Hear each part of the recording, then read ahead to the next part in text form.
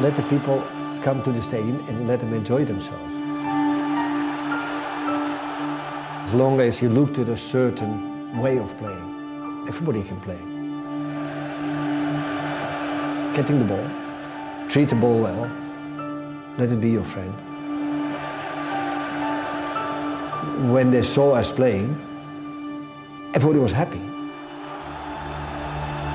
They just went home laughing. If you can laugh and enjoy yourself, it's one of the most important things there is.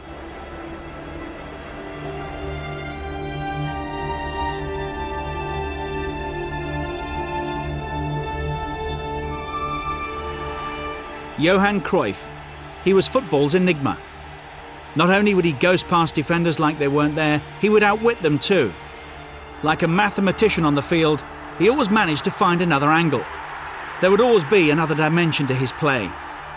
He had the perfect combination of intelligence and skill.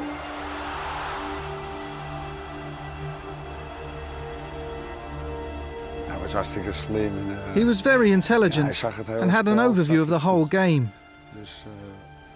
And there aren't many that have that ability. There were some, but he was on another level. He was a quick player with extraordinary ability, and he had sensational vision. He made football into an art form, and Johan represented modernity, that winning spirit. He was special. He was special. It was in Watergraafsmeer, in the east of Amsterdam, that Johan Cruyff grew up in the 1950s. His home was close to the old Ajax stadium, which was appropriate for such a talented kid. But there were some tough moments in childhood for the youngster. My father died when I was 12, which means that my second father was taking care about the field of Ajax. My mother was working there, which means that, well, in between school times, from 12 to 2 or whatever, when you eat, you went there, which means it's, yeah, almost second home.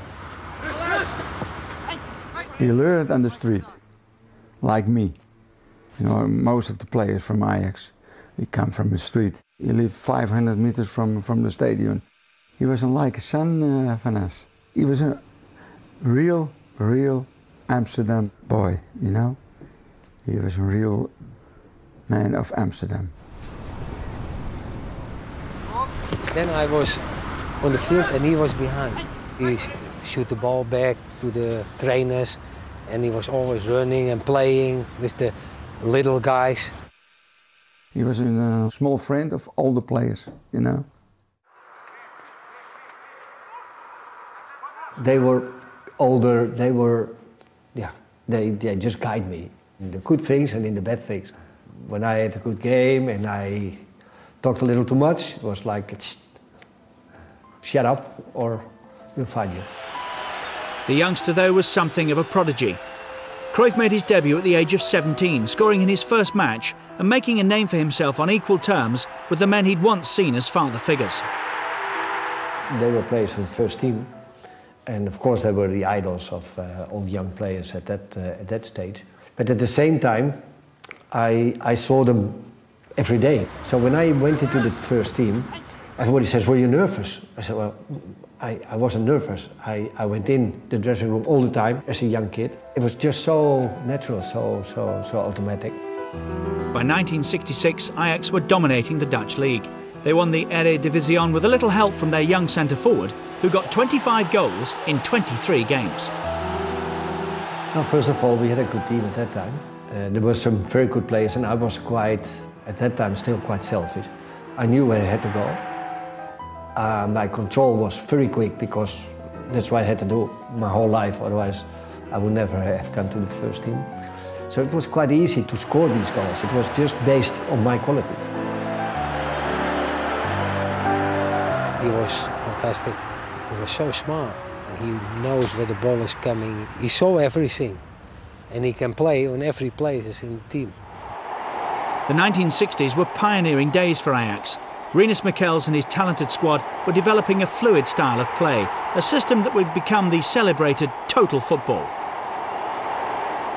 Chucky, With a scholarly air, through method and precision, Michels became the master, commanding respect from his attentive pupils.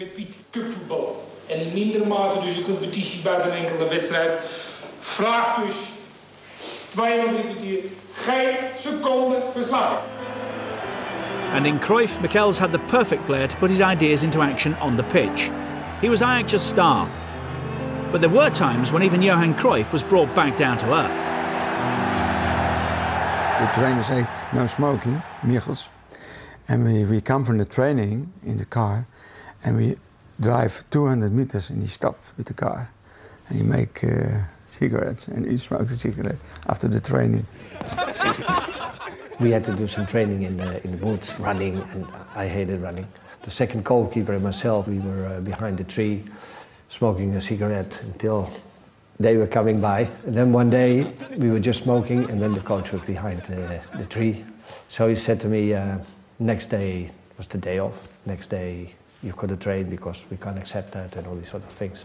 I was there on the place at 7 o'clock. Then the coach came in his car, in his pyjama. He said, it's too early, it's too cold, bye-bye. So he turned around, went home again. And I was there looking like a fool. Whatever went on behind the scenes in Amsterdam, Michels and Cruyff were going places. And in 1969, Ajax made it to the final of the European Cup, where they met AC Milan. We had to pass the first final of the European Cup. At that time was in Madrid against Milan. And we lost there. Not because we were worse, but the experience was not there. But you have to go through these mistakes. You had to learn from it. And then the great period started in '71. It was a bright London evening at Wembley Stadium, June the 2nd, 1971. It turned out to be the first defining moment for Johan Cruyff and his Ajax side.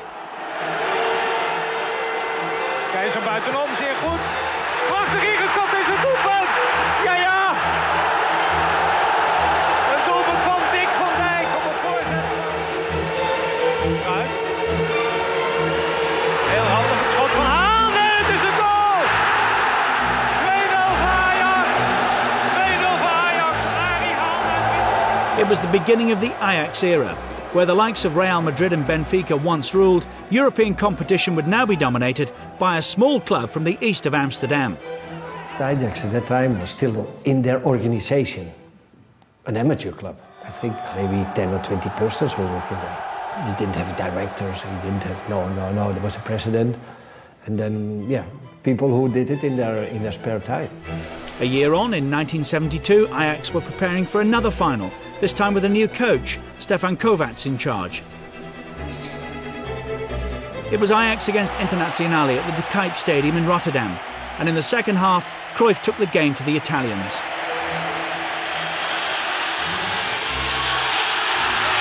En ik was voor Cruyff de goal! Ja! Wat een wissel daar! You knew that wherever you went, you had somebody marking you, wherever you go. And it just was waiting for the moment to be alert, to do what you have to do. If you do something, he will react.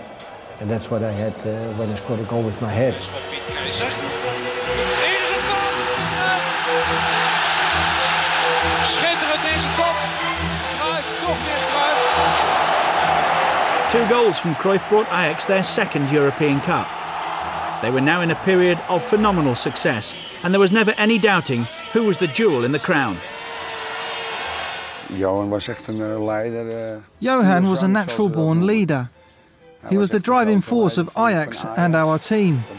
He always had that in him, and this was very important to Ajax. Was ook heel belangrijk voor Ajax. It was Johnny Rep who scored the goal in 1973 that beat Juventus in Belgrade. 3 in a row for Ajax and Johan Cruyff. It was a fantastic achievement because I think, I don't know, not a lot of clubs did it. So you came into a select group of clubs within Europe. I play 7-8 years with him, and we win 3 times the European Cup together. And he was the best. But this was to be the last time that Cruyff would hold the European Cup as a player. Despite the celebrations, there were problems behind the scenes, which meant that Ajax's star had to move on. from the club on, there was no discipline. For nobody, not from the president to the players, not from the players to the coach, not from the coach to this. It was pretty because I think they could have held a few more years. You can get angry, that's what I did, and tried to keep these things together, but it was almost impossible after these 3 cups. So in 1973, the European Player of the Year, the best player in the world at the time, chose to sign for Barcelona. For the locals, the arrival of Cruyff and the impact he had was as good as a miracle. When Johan arrived here in Barcelona, the club was going through, let's say, a strange period. Even though we were playing well and had good players, we weren't winning anything. But when Cruyff arrived, in the footballing sense, it was like the Big Bang, which really reactivated the team. The transformation was not to go back and have a look what happens. No, go out there and just try to win and win. Barcelona at that time had some good players, but they didn't think like that. And the moment they start thinking like that, it was a very good team.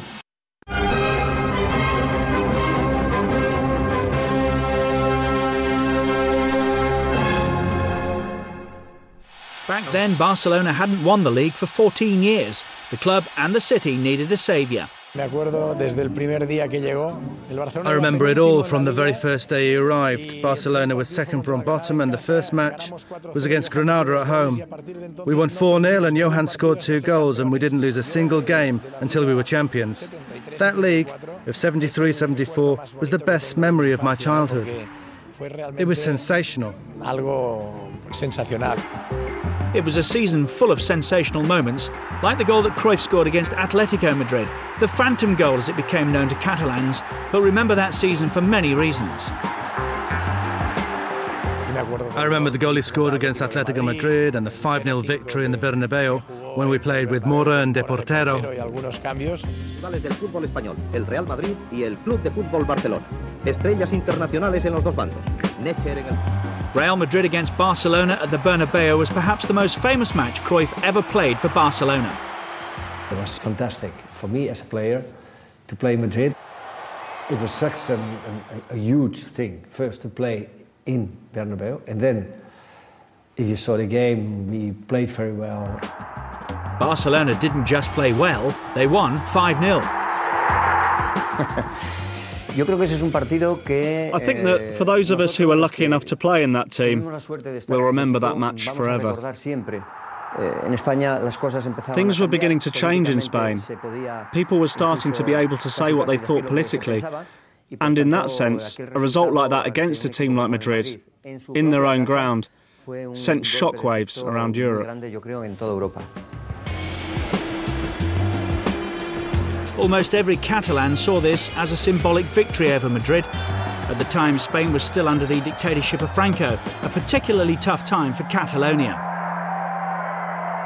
Afterwards, when you live here, then you see the differences between Catalonia and Franco at that time, and what it meant for them to have the best player of Europe at that time, because they gave me the golden boy ball a few times. And so for them it was something that, we outplayed, let's say, Madrid. 1974 was also a World Cup year, and Holland arrived in West Germany with Cruyff, the best player in the world at the time, and with a growing reputation as a footballing nation. 69, 70, 71, 72, 73, all these summers, a Dutch team was in the final of the European Cup. Then everybody realized, hey, we've got a big name to defend now. We, 5 years are dominating Europe, we can't look like fools, it's impossible. But Holland were never going to look like fools. Stars like Johan Neeskens, Johnny Rep, as well as Cruyff himself would see to that. It's not a question of pressure, it was more responsibility. Michaels was a big help because he arranged the organization outside the field and I could arrange it inside the field. Once again, it was the Cruyff-Michels partnership. They'd been together at Ajax, then Barcelona, and now with Holland, they brought total football to the World Cup. It just grew naturally from that base. Nobody really consciously made up this style. We had attacking defenders, midfielders who played deep, and everyone attacked. This became what is known as total football. Against Sweden, Cruyff produced the move that defined his talents. It took a couple of seconds to lose the defender, but we've been talking about the Cruyff turn ever since. I never did on the training or in free times tricks. I never did tricks. I saw something and I did it, and it just came out. There was an opponent there and you had to outplay him. So that was the easiest way, so you just do it. Against Argentina, Cruyff got his first goal of the tournament. The orange machine was gathering force, but the biggest challenge was still to come. The big game was against Brazil, the world champions. That was really a game where everybody was focused.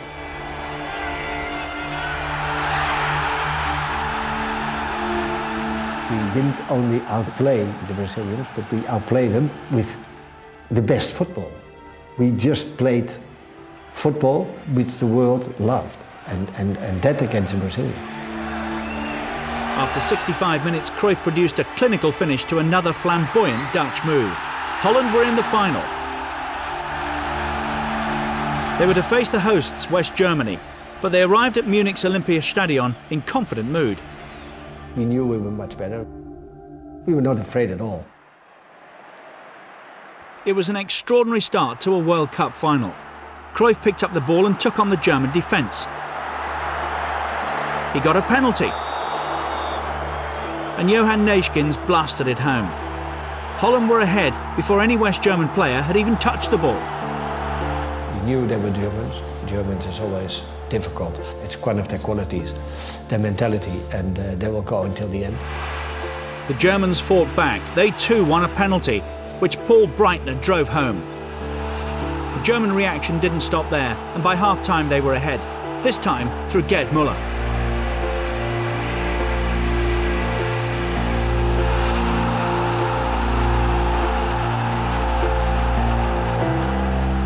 I think we played a little too confident, and we missed such a lot of chances.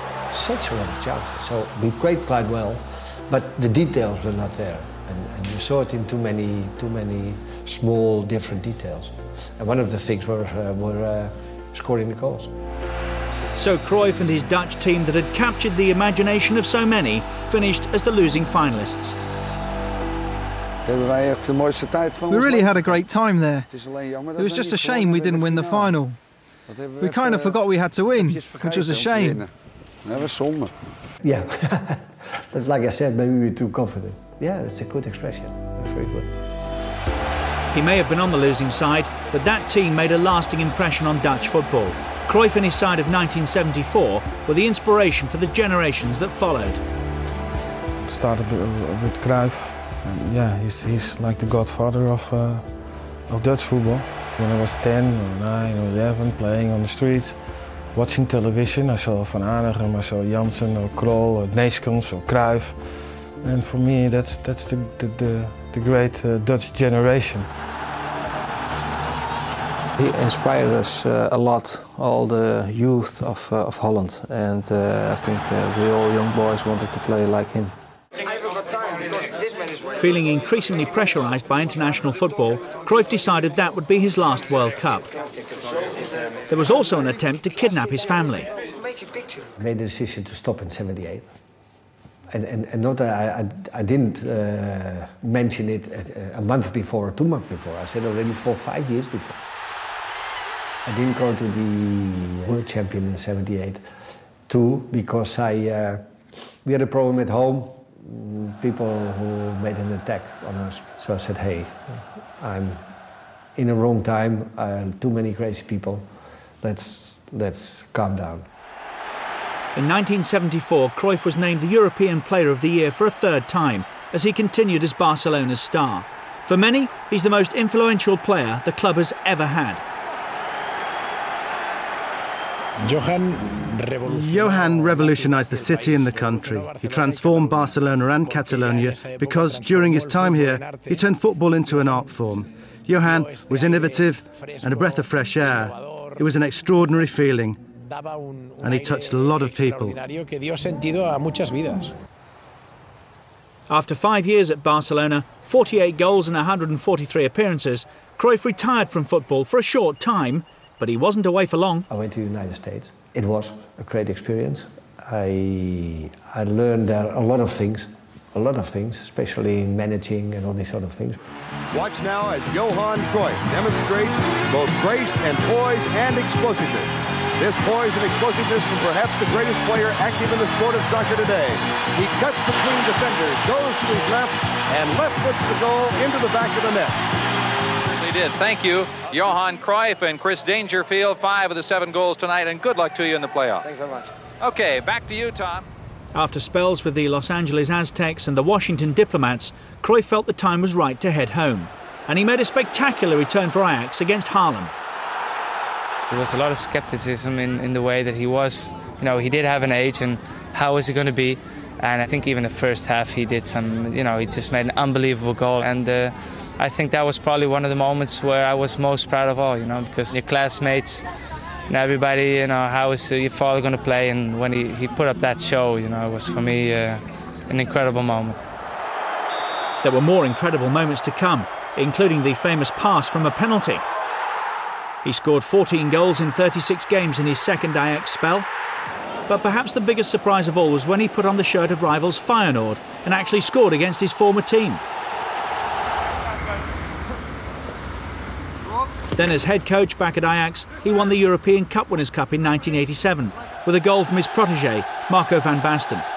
And when he took the job as head coach at Barcelona, Cruyff's career had come full circle. It took some time, work and to be strong inside to achieve what we wanted to achieve. And it was just the way we played with Holland, the way we played with Ajax, and I thought you could have the possibilities here to do the same thing here, and that's what he achieved. Back at Barcelona, Cruyff put together a team that played football how he wanted the game to be played. They called it El Dream Team, and they even managed to beat Real Madrid 5-0 as well.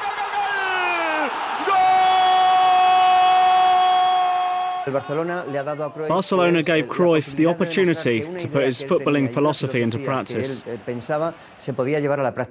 And there you had the example in the famous Dream Team that won consecutive titles. So Johan and the club's ideas became inseparable. They were synonymous with each other. But perhaps Cruyff's finest achievement in all the years he's been associated with Barcelona was to win the European Cup in 1992.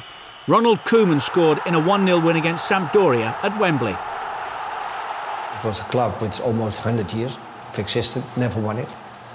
And now you didn't only win it, but the way you won it. They don't talk about you, no, you won the game. No, we enjoy watching. And enjoy watching the games from Barcelona is much more important than only winning. Even now his life still revolves around sport. The Johan Cruyff Institute for Sport Studies has centres around the world helping athletes build their future careers. And the Cruyff Foundation helps kids who didn't have the chance to excel at sport. I was very happy myself, the things you achieved. But if you see these kids and you see just don't see their handicap, but just watching their eyes, it's something so nice, so beautiful. I think I'm very fortunate that I can do something for these children. It all started on a football pitch in Amsterdam. But by the time that Cruyff had played his last game, he could be spoken about as one of the very greatest players of all time. I think he's one of those, the legends whose name is always going to be spoken about with, with the Pelés, the Maradonas. The rest of us, we're just mortals, we come and we go.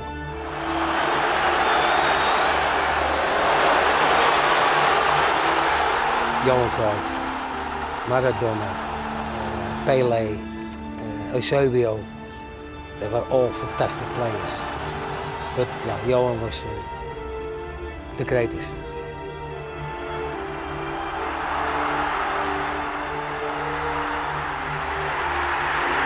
You can be proud of it, or you have to be proud of it. From that stage on, to be proud, don't think about it too much, because you might get big-headed or whatever. But it's just that I had a fantastic career where I enjoyed myself very much.